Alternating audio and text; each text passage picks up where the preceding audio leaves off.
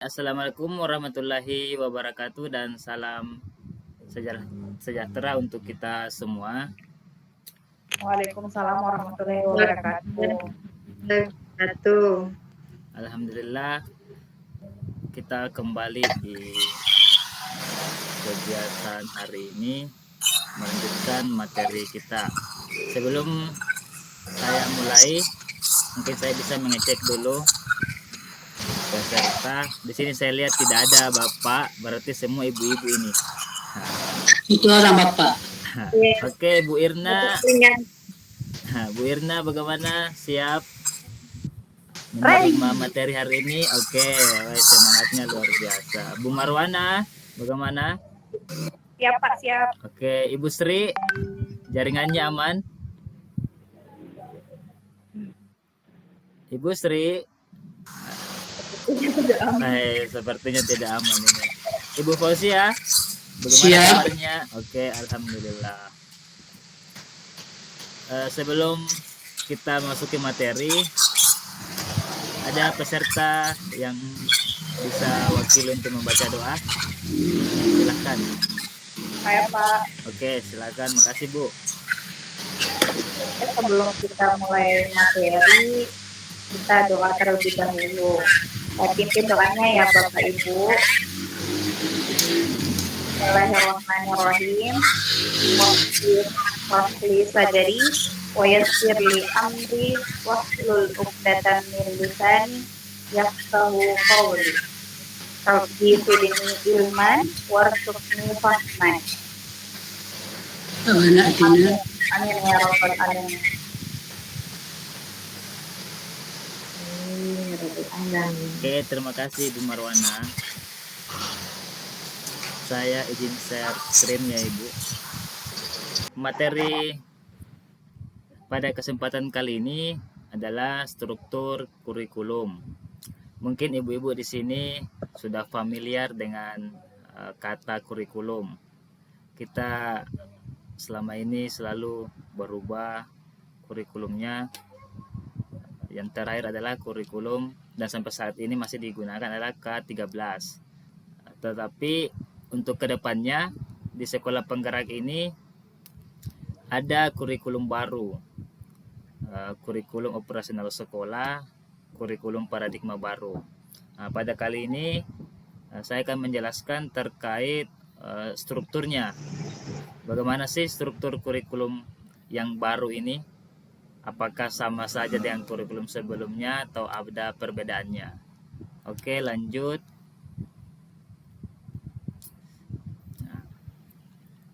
Pembaharuan pembelajaran di sekolah penggerak, keunggulannya itu sebenarnya hampir sama, meneruskan proses peningkatan kualitas pembelajaran yang telah diinisiasi kurikulum-kurikulum sebelumnya.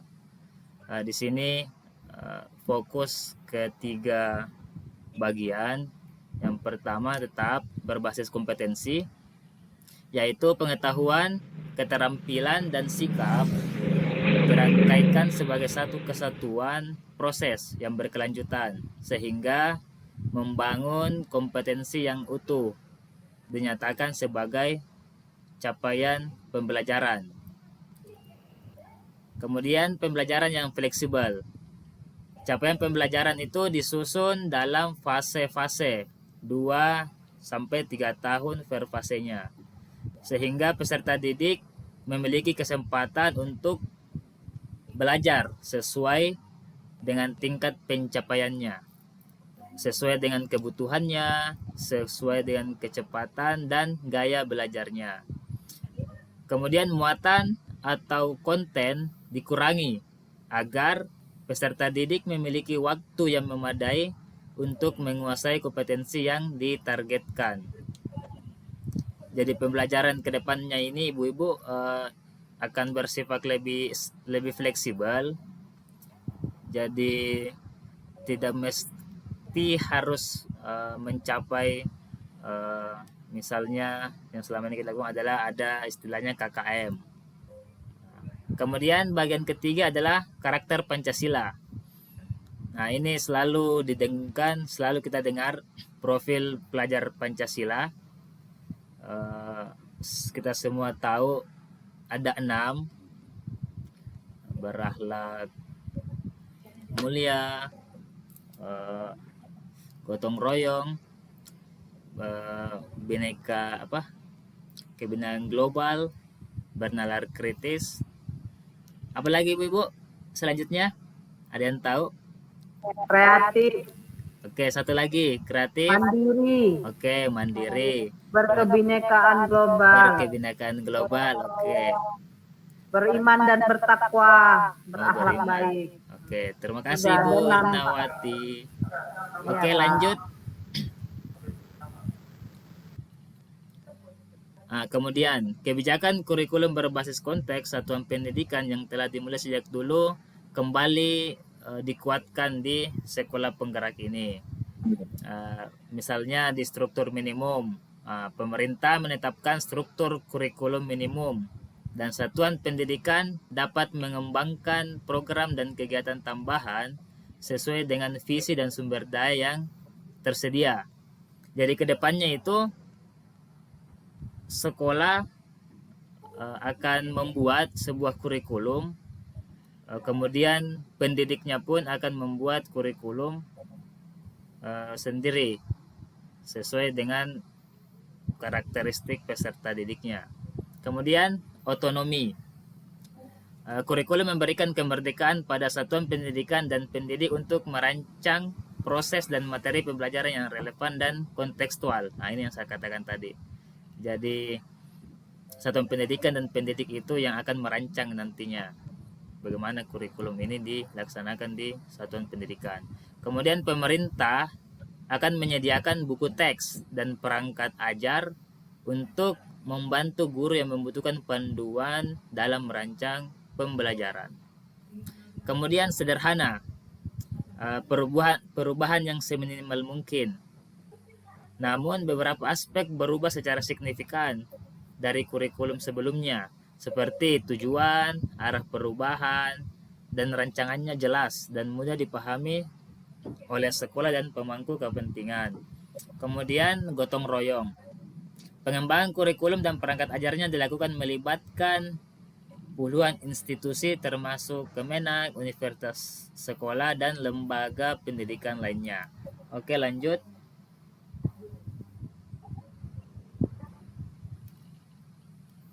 Nah, ini juga yang selalu ditekankan di kurikulum baru nantinya terkait literasi dan numerasi.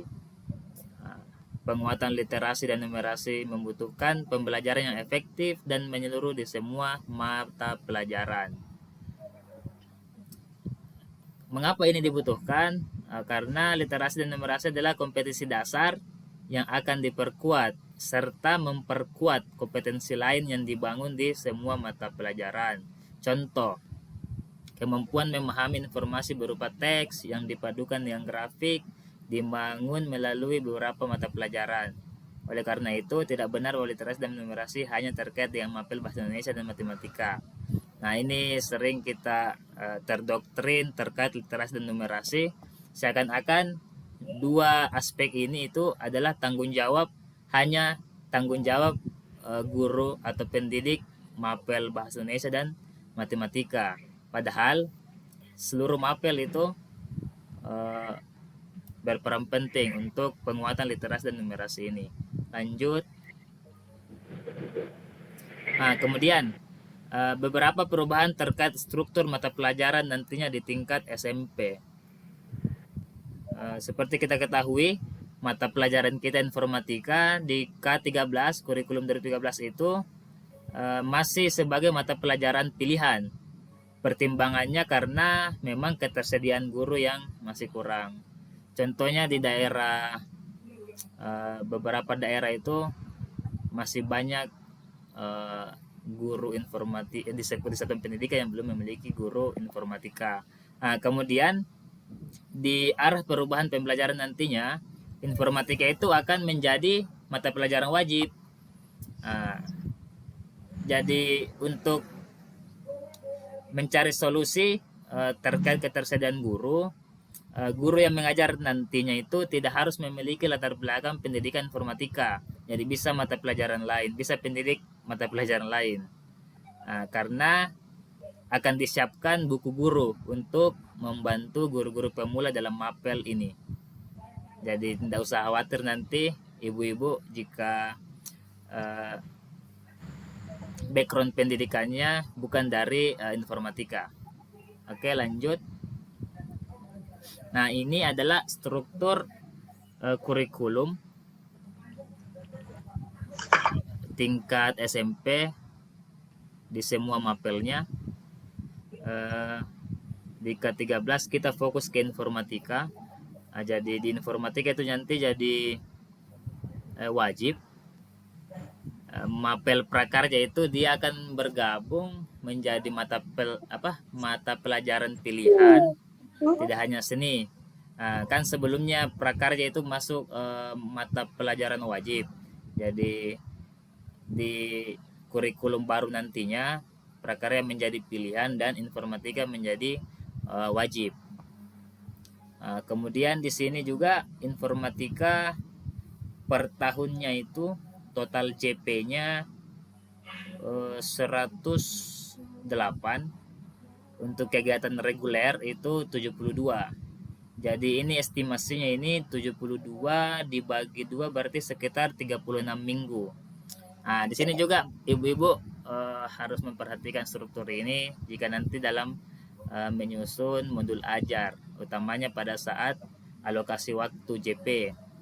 Di informatika itu terdapat 8 elemen, 8 elemen, dan pendidik yang mempunyai kebebasan untuk mengatur, tetapi tetap harus menyesuaikan dengan kondisi satuan pendidikan dan utamanya kondisi peserta didiknya. Oke, mungkin materi di sini sampai ini saja dulu. Mungkin ada tanggapan dari ibu-ibu terkait struktur kurikulum kedepannya.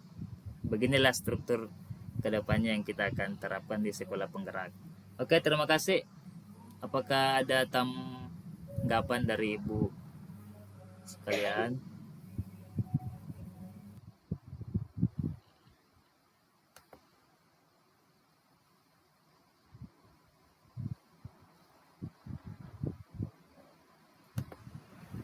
Oke, mungkin ada tanggapan. Kita sharing ibu. Mungkin ada yang ingin menjelaskan, oh saya di sekolah saya begini kurikulumnya, atau mungkin ada bilang, oh sebenarnya sudah menerapkannya juga atau bagaimana.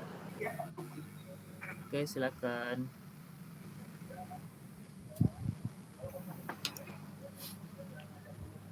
Sudah jelas, Pak. Mau tanya Pak ya? Mantap Bu Irna. Sudah memahami. Oke, silakan Bu Marwana.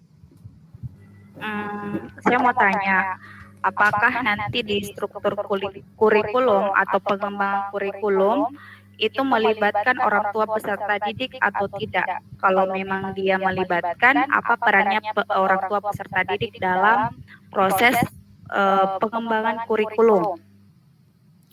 Oke, terima kasih. Pelibatan orang tua di sini menurut pemahaman saya itu sangat dibutuhkan karena kita sebagai pendidik dalam menyusun kurikulum nantinya kita harus mengetahui juga bagaimana kondisi keluarganya atau kondisi di rumahnya, bagaimana gaya belajarnya siswa. Karena misalnya kita masih kelas 7 ini, kelas 7 penerimaan siswa baru. Yang tahu seluk-beluk peserta didik ini kan sebenarnya yang pertama adalah orang tuanya pastinya. Jadi sebelum kita membuat kurikulum, ada baiknya dilakukan pertemuan dengan orang tua. Di situ kita bisa menggali informasi terkait peserta didik. Itu sangat membantu untuk menjadi tolak ukur atau awal dalam membuat kurikulum. Jadi sehingga kurikulum ini nantinya betul-betul sesuai dengan kebutuhan peserta didik. Begitu Ibu. Baik Pak. sangat jelas penjelasannya. Oke, terima kasih. Ibu-ibu yang lain mungkin ada tanggapan atau masukan terkait struktur kurikulum ini. Saya Bu, Oke, silakan Ibu Sri. Rencananya kapan ini Pak dilaksanakan di sekolah Pak? Oke, terima kasih pertanyaannya Bu. Rencana untuk penerapan kurikulum ini untuk khusus sekolah penggerak itu info yang saya dengar itu diwajibkan untuk tahun ajaran tahun ini, tahun ajaran awal di 2021-2022, karena itu pada saat setelah kegiatan IHT semua kepala sekolah itu diwajibkan untuk membuat kurikulum, karena sepertinya info yang saya dengar juga itu menjadi syarat awal untuk mendapatkan intervensi pusat langsung, misalnya pendanaan dan sebagainya. Itu info yang saya dengar Ibu. Ya, terima kasih infonya Pak. Oke, sama-sama Bu. Jika sudah tidak ada tanggapan, terima kasih untuk hari ini. Pagi Pak, saya mau nanggapin itu Pak. Oke, silakan Ibu Irna. Iya, ini kan kita sudah capek-capek membahas sekolah penggerak bidang informatika ya kan Pak. Padahal kita di kurikulum semester yang ini informatika juga belum masuk ya kan Pak. Tetap aja kami harus mengampu bidang studi prakarya. Kayaknya masih agak jauh kita ini belajar informatika, tapi penerapannya masih tahun depan atau tahun depannya lagi ya kan. Hanya itu tanggapan saya Pak. Terima kasih. Tapi infonya untuk wajib sekolah penggerak ini wajib menerapkan kurikulum baru Ibu. Jadi makanya nanti ini setelah kegiatan ini kita akan fokus ke pengembasan ke guru-guru lain, kemudian pembuatan kurikulum, kemudian pembuatan modul ajar dan semuanya yang kita telah pelajari 10 hari ini. Cuma kami sudah pembagian tugas Pak, dan tetap prakarya yang digunakan. Nah, oke, kalau terkait itu mungkin ada info lanjutan terkait penerapan kurikulum baru ini, karena bukunya pun sebenarnya belum ada. Oke, terima kasih atas pertanyaan dan tanggapan dan keaktifan ibu-ibu pada malam hari ini. Sebelum kita tutup materi kali ini, mungkin Ibu Marwana bisa membaca doa. Silakan Ibu. baiklah, kita sudah sampai di akhir materi tadi penyampaian dari Pak Arham. Baik, marilah kita berdoa surah Al-Fatihah dalam hati semua. Berdoanya mulai.